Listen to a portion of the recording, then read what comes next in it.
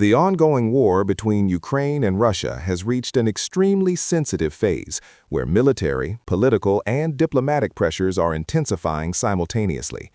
On the battlefield, the situation is becoming increasingly difficult for Ukraine with each passing day, while on the global stage, claims and accusations about ending the war are growing louder.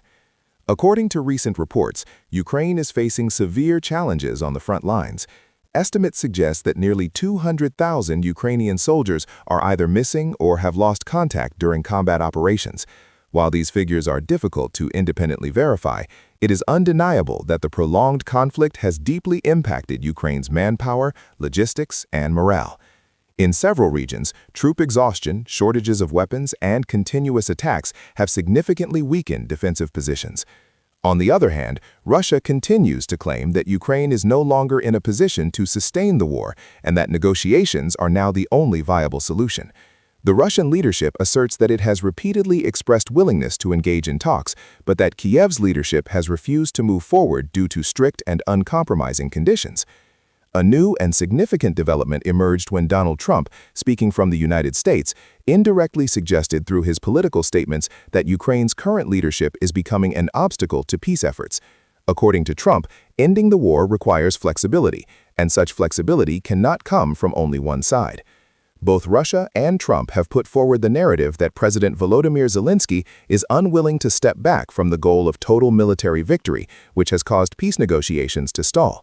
Critics argue that Zelensky faces internal political pressure, strong Western backing, and powerful national sentiment, factors that make it difficult for him to accept any agreement involving territorial compromise. However, Ukraine's position sharply contradicts these claims. The Ukrainian government maintains that this is not merely a war over land, but a fight for sovereignty and national survival. Ukrainian officials argue that yielding under pressure today would endanger the country's existence as an independent state tomorrow. President Zelensky has repeatedly stated that he will not accept any peace agreement that compromises Ukraine's territory or long-term security. Meanwhile, Europe finds itself at a difficult crossroads. The war has intensified economic strain, energy shortages, and political divisions across the continent. While some European voices are calling for an immediate ceasefire, others remain firmly committed to providing full support to Ukraine. This raises a critical question.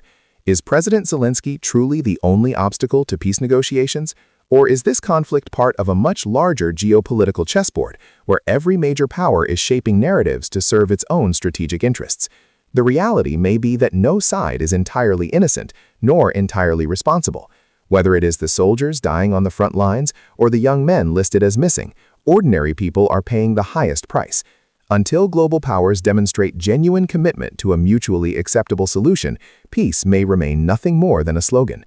Ladies and gentlemen, the war in Ukraine teaches us a hard lesson. Winning a war is often easier than building peace. The coming months will determine whether the world moves towards another prolonged conflict or finally witnesses serious progress at the negotiating table.